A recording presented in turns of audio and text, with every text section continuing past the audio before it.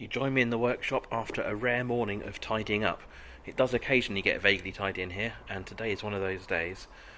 I've just started the rebuild on the Jag IRS, and I thought I'd just give you a quick rundown on all the parts that I managed to acquire for it, because it's quite an impressive sight. I think everyone should always do this when they embark on a big rebuild like this. So here we go. I've laid it out on the bench so I can work out what's what and make sure that everything goes back in the right place.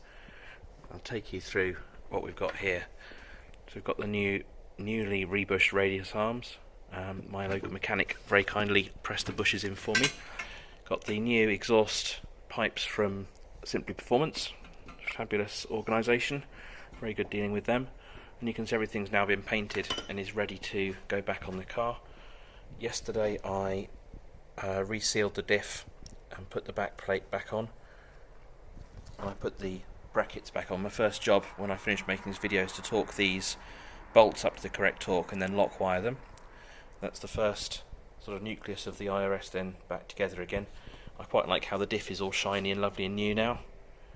Looks pretty fabulous, as do the rest of the parts. I'm pleased with how they came out. Even these springs, which were really quite rusty and looking their age, have turned out to be fine. So I'm pleased with that. I've got all the zinc plated parts all laid out now, with all the similar parts and same parts next to each other, so I can see what I'm doing. Looks like these special bolts for the radius arm mounts on the bottom wishbone. New drop links. One of my first jobs on the cage is to put the exhaust hangers back on. At the moment I know I've got to use these brackets and I can't remember how they go back on, so I've got to look at my diagrams and find out how those go into the exhaust brackets. I'm sure it will become clearer. This is the inner fulcrum thrust washers and the bearings that go in through there.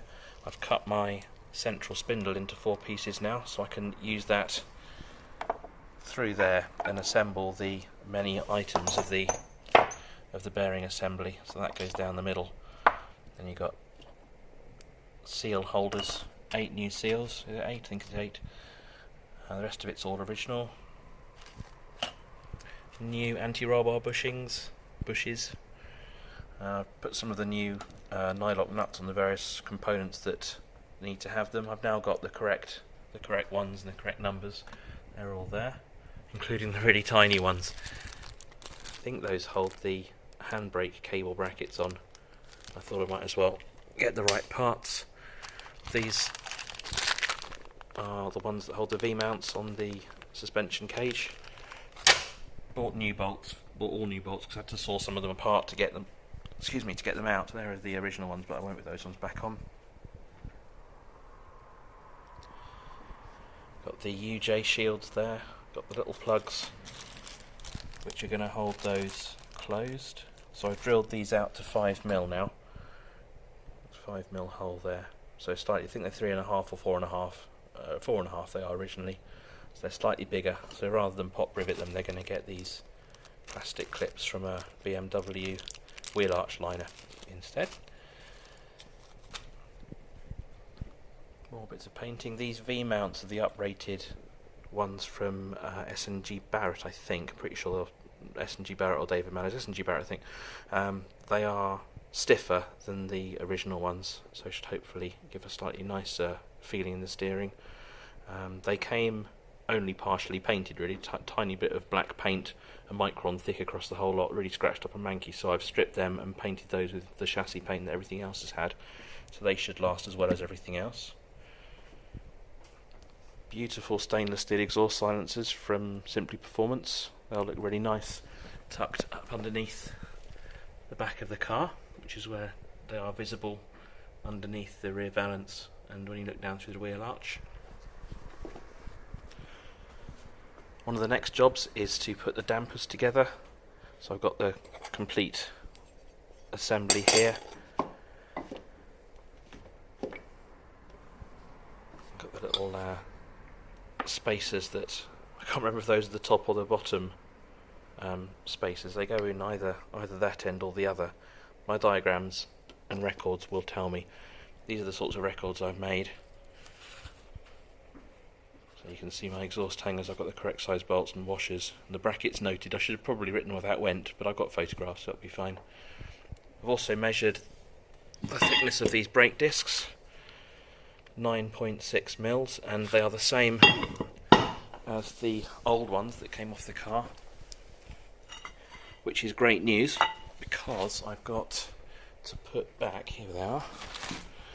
So the original is shimmed out, which is critical to the geometry of the rear suspension.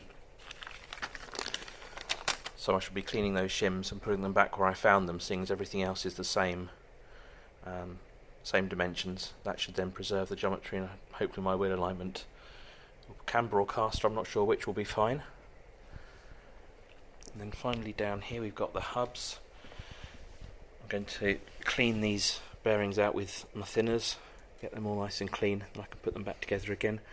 Another little job I've got to do is to remove the grease points, which you can see is one just under there, and re-grease the hub bearings. So I've not retouched them in this restoration, but they should get re-greased, just to make sure that's all fine. And then here's the suspension cage ready to go. So the first job will be to put the exhaust hangers back on. They go underneath and bolt into there, and then the V-mounts as well will go on the ends, making sure I get them the right way around, but I can use the telltales on the car to tell me which way around those brackets go, because they're easy to get wrong. And down this end we've got the various fluids, my thinners for washing out my bearings. It would be a shame to forget to put, I think 1.6, 1.8 litres of limited slip diff oil back in the differential. Brake fluid for later on, exhaust assembly putty, and let's get the lid off this grease. I saw that the chap who runs the XJ-S OCD YouTube channel was extolling the virtues of sticky grease, and actually I agree with him. It's going to make assembly quite useful, so I got some of that as well. I'm sure you'll be pleased to see that once I've cleaned the bearings out. So there we go, that is everything ready to go back on the car.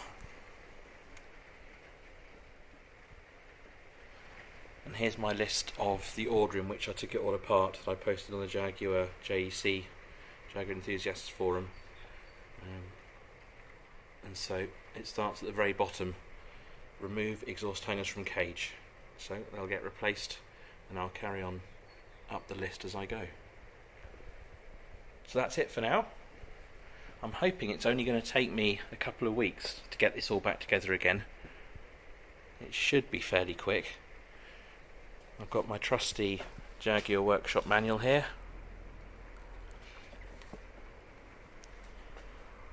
So I shall do another video when I've made some progress, and until then, I'll see you next time.